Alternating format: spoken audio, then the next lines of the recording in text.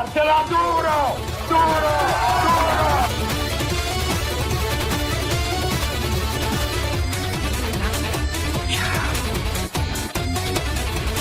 Capra ignorante!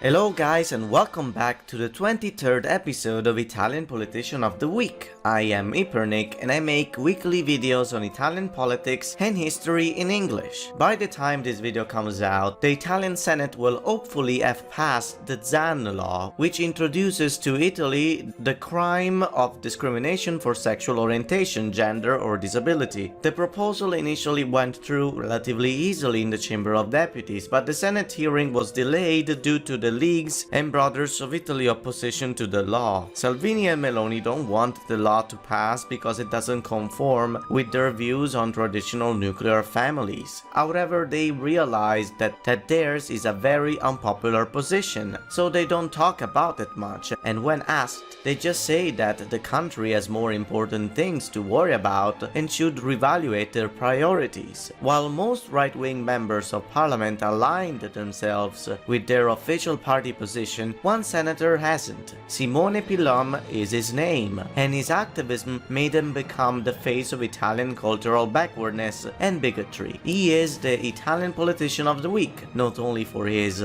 let's call it, unique opinions and characteristics, but also for his connections under the desk that indirectly determine his behavior. Let's begin.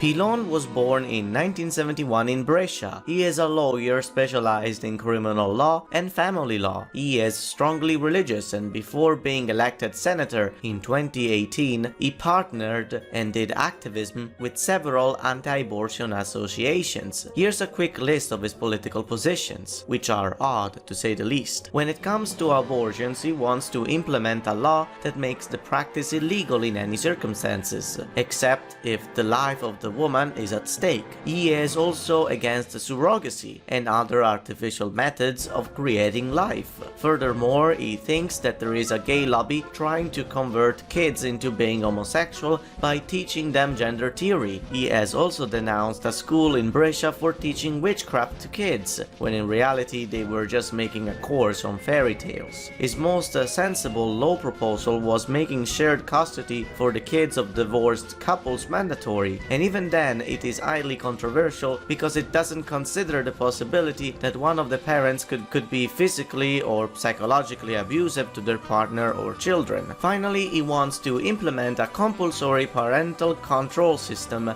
in any family router that would censor any kind of inappropriate behavior. Oh, and ban pornography. At this point, it shouldn't surprise you that his knowledge of the internet is very slim. It has been confirmed that he uses fake accounts that comment nice things under his Facebook posts. How did we find out? Well, once he forgot to log off and started commenting deliriously under his most recent post. After hearing all this, I think that we can all agree this is probably his position on the political compass. Pillon is quite the special fellow, and his political views have attracted a huge following. Most of them are trolls and haters, but he is still widely recognized. His appearance is also very peculiar. Look at his bow tie and infuriating smirk. I personally believe that it's part of his plan to achieve notoriety by provocation, and he's pretty good at it. The reason for this is that he is highly incentivized in doing so. By what, you ask? Why does anyone do anything? Money, that's it. Pillon was part of the board of directors of Nova Terra, which is an organization that finances associations that advocate for traditional family values, among which are Dignitatis Humanae Institute, Iona Institute, and Citizen Go. Pillon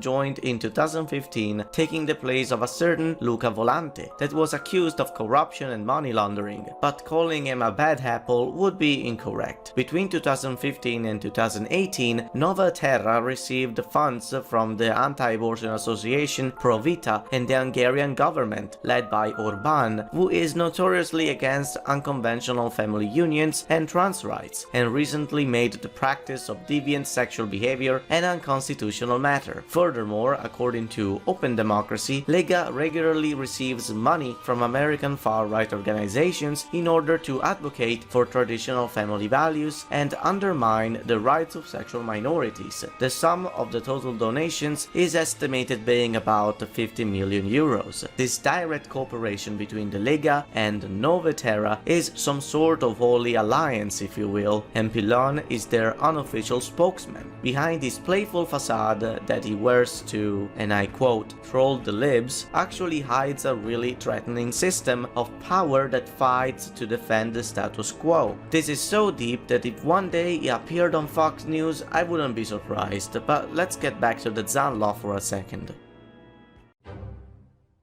Pillon has been on the forefront of the charge against the approval of the Zan Law. The 2 points that stand out on his critique are the following. First, he questions the way the law perceives the genders, saying that anybody could just wake up one day and decide that they are a woman, and get all the advantages that comes with it. While making this point, he completely overlooks the fact that changing your gender is far from being that easy and describes it as if the Zan Law allows you to change your gender spontaneously every 15 minutes. The second point he has is that by making a law that punishes discrimination based on gender or sexual orientation, we will give extrajudicial protection to sexual minorities, hence creating inequality. What he doesn't consider is that the law doesn't punish you for discriminating gay people, but for discriminating someone based on their orientation. So straight people also fall into that category and can use the Zan Law to their advantage